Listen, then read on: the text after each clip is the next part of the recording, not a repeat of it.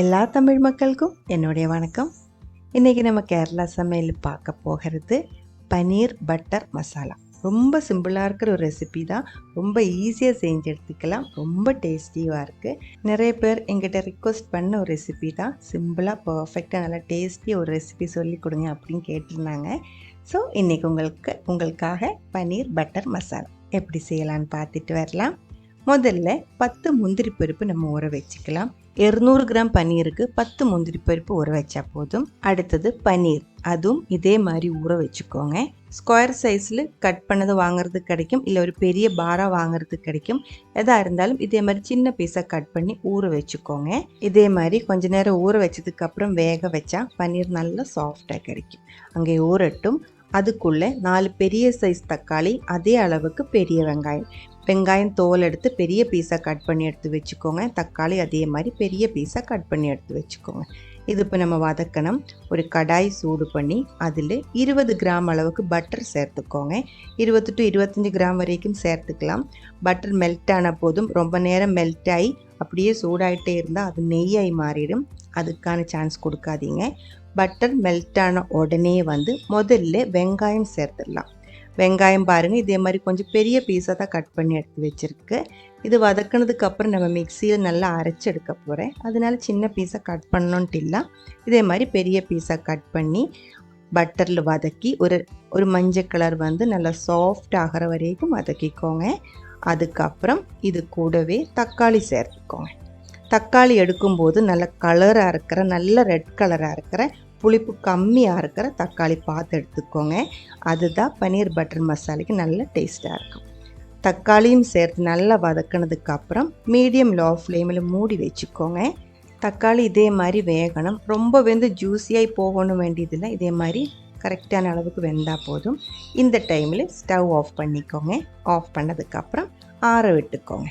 இது நல்லா ஆறணும். ஆறினதுக்கப்புறம் நம்ம இது மிக்சியில் அரைச்செடுக்க போகிறோம். மிக்சி ஜாருக்குள்ளே எக்ஸ்ட்ரா நம்ம தண்ணி எதுவுமே சேர்த்து கொடுக்க வேண்டியதில்லை.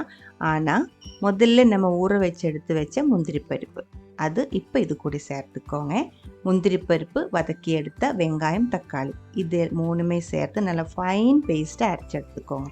அரைக்கும்போது ரொம்ப கேர்ஃபுல்லாக இருக்கணும். இதே மாதிரி இருக்கணும். தக்காளியோட வெங்காயத்தோட பீசஸ் ஒன்றுமே இதில் தெரியக்கூடாது.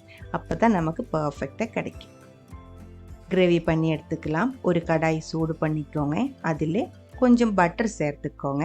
1 டேபிள் ஸ்பூன் அளவுக்கு சன்ஃப்ளவர் ஆயில் நான் இப்போ இதில் சேர்த்துருக்கு.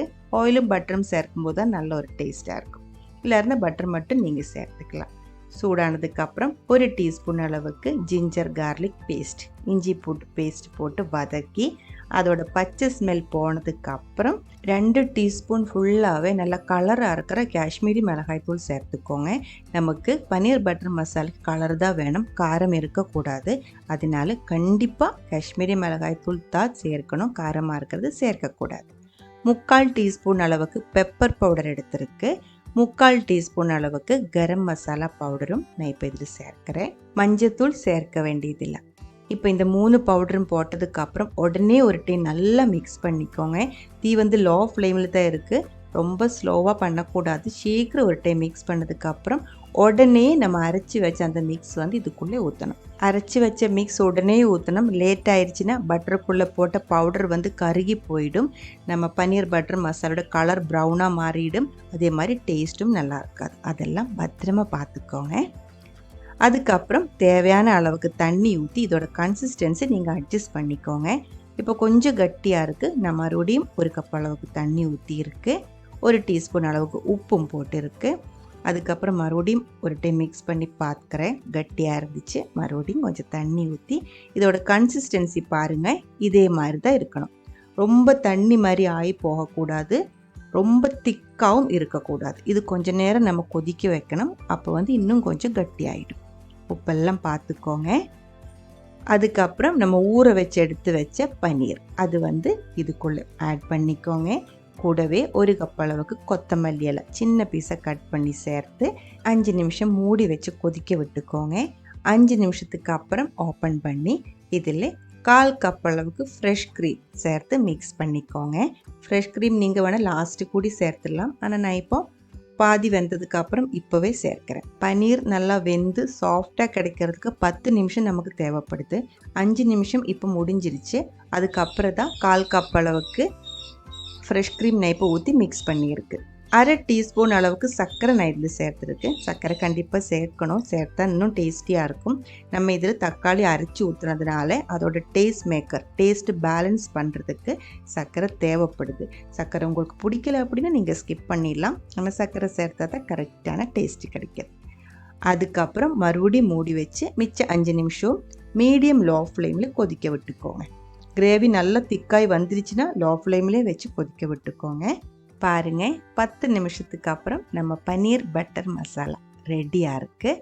இனி இதில் எதுவுமே சேர்க்க வேண்டியதில்லை. ஃப்ரெஷ் க்ரீமெல்லாம் நம்ம இடையில சேர்த்துருக்கு. உங்களுக்கு இடையில சேர்க்காமல் லாஸ்ட்டாக இந்த டைமில் ஆஃப் பண்ணுறதுக்கு முன்னாடி ஃப்ரெஷ் க்ரீம் சேர்த்து கூட மிக்ஸ் பண்ணி எடுத்துக்கலாம். ரெண்டாக இருந்தாலும் டேஸ்டியாக இருக்கும். இங்கே என்னோடய குட்டீஸோட ஃபேவரட்டாக இருக்கிற ஒரு ரெசிப்பியாக இருக்குது. பரோட்டா கூடையும் சப்பாத்தி கூடையும் தோசை கூடையெல்லாம் சூப்பராக மேட்ச் ஆகிற ஒரு ரெசிபி தான் இது. நானும் நிறைய ட்ரை பண்ணி பார்த்ததுக்கு அப்புறம் தான் பர்ஃபெக்டான ஒரு டேஸ்ட் எனக்கு கிடைச்சிருக்கு. இவ்வளோ நாள் ட்ரை பண்ணிட்டும் இந்த ஒரு ரெசிபி சரியாக கிடைக்காத எல்லாருக்குமே இது யூஸ்ஃபுல்லாக இருக்கும்னு நினைக்கிறேன். கண்டிப்பாக ட்ரை பண்ணி பாருங்கள். அதுக்கப்புறம் உங்களோட கமெண்ட்ஸ் எல்லாம் சொல்லிடுங்க. இந்த சமையல் பிடிக்கிற ஃப்ரெண்ட்ஸுக்கு மறக்காமல் ஷேர் பண்ணி விட்டுக்கோங்க. நீங்கள் இதுவரைக்கும் நம்ம சேனலுக்கு கொடுத்துட்ருக்கிற சப்போர்ட்டுக்கு ரொம்ப ரொம்ப நன்றி. உடனே பார்க்கலாம் இன்னும் ஒரு ரெசிபியோட. அது வரைக்கும் வணக்கம்.